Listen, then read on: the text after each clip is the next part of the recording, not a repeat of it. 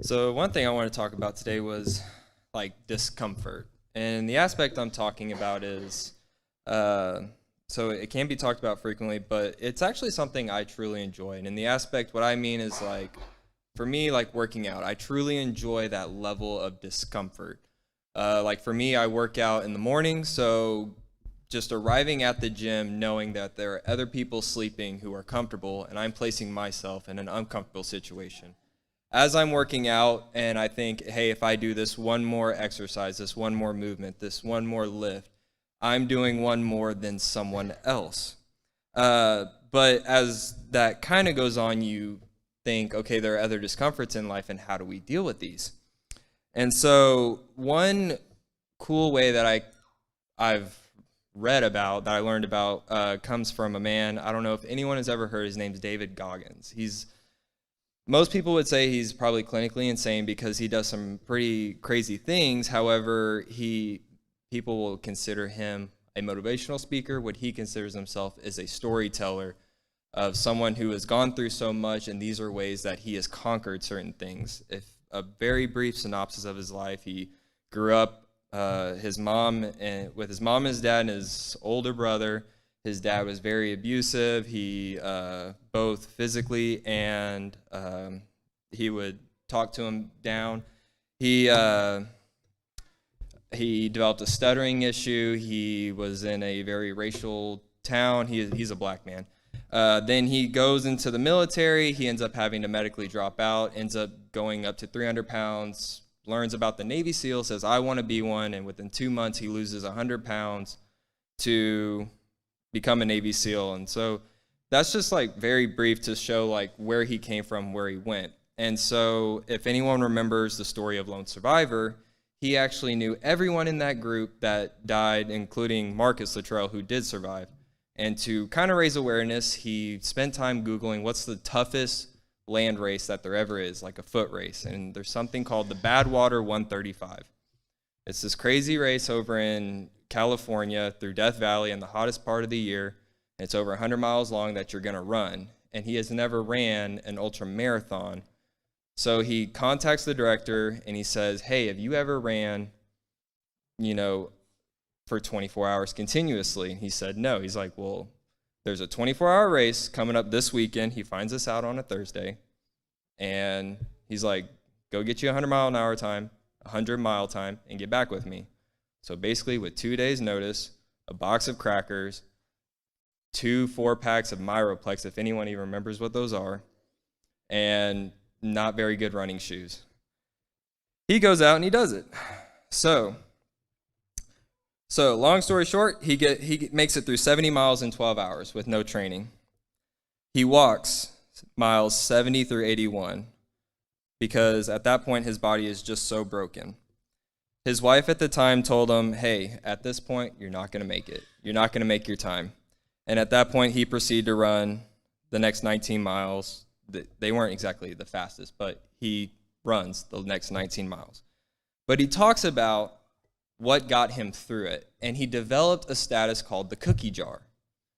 And as everyone loves cookies, of course, he just remembers back when he was poor, his mother would always find a way to keep the cookie jar filled up. And he remembered that small form of gratitude through the toughest times of reaching in the cookie jar and bringing it out. And he would always say a little prayer because he was so thankful for it. And so he turned that into a thought process of his mind cookie jar and looked at it, and he turned that into his past victories. His memories gave him the strength to continue the race, to finish the 100 miles.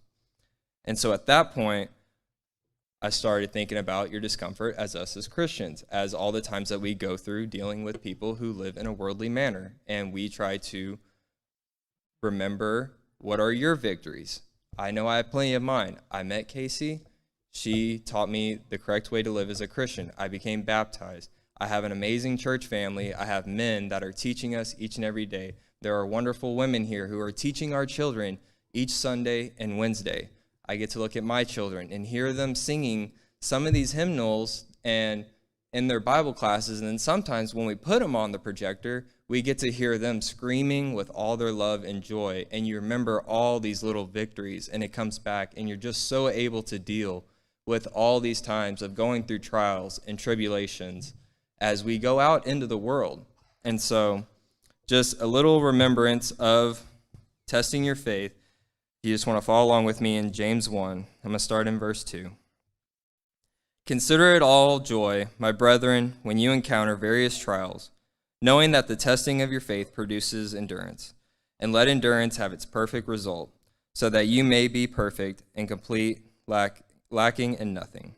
But if any of you lacks wisdom, let him ask of God, who gives to all generously and without reproach, and it will be given to him.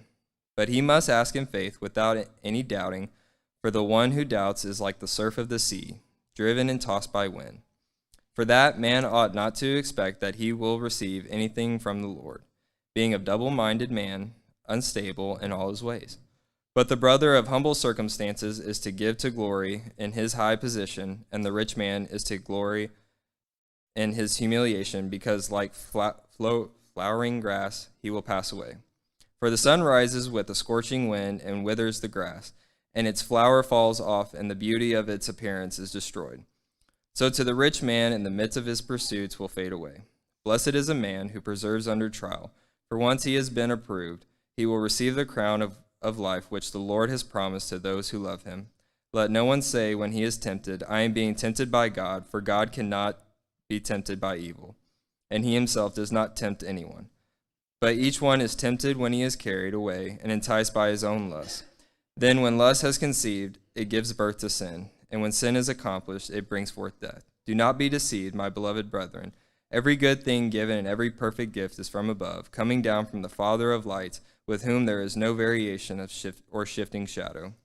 In the exercise of his will, he brought us forth by the word of truth, so that we would be kind of first fruits among his creatures.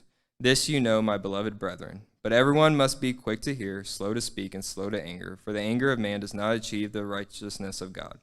Therefore, putting aside all filthiness and all that remains of wickedness, and humility, receive the word implanted, which is able to save your souls. But prove yourself doers of the word, and not merely hearers who delude themselves. For if anyone is a hearer of the word and not a doer, he is like a man who looks at his natural face in a mirror. For once he has looked at himself and gone away, he has immediately forgotten what kind of person he was.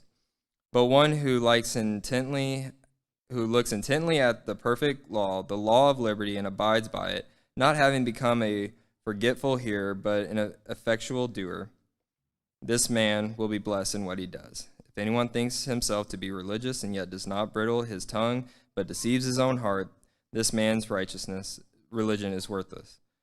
Pure and undefiled religion in the sight of our God and Father is this, to visit orphans and widows in their distress, and to keep oneself unstained by the world. So, like I asked, what are your victories?